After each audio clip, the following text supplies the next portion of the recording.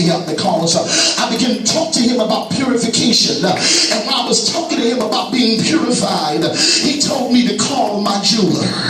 And I said, wait 1 minute, God, I need you to talk to me about purification. And he said, you need to call your jeweler because your jeweler has the word for you as it pertains to purification. I picked up the phone and I called my jeweler, y'all. I'm almost closing. I hope y'all praying with me.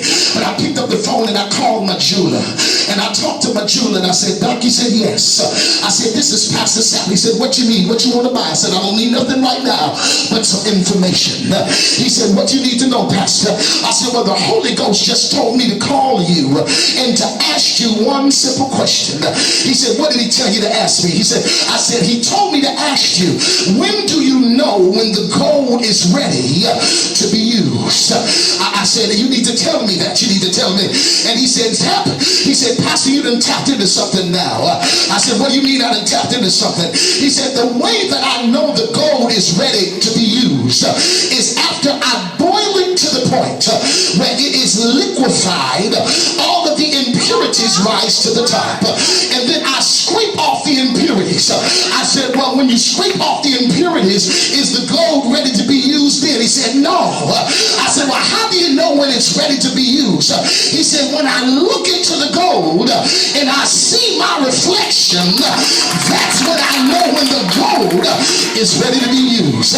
And God told me to tell you that he's trying to purify you. You are crying because of the pressure and the pain. And God is saying, I just got to turn the heat up in your life because I'm trying to look at you. And I'm going to tell you when you're ready. When I look at you and I see my reflection, you talk to me.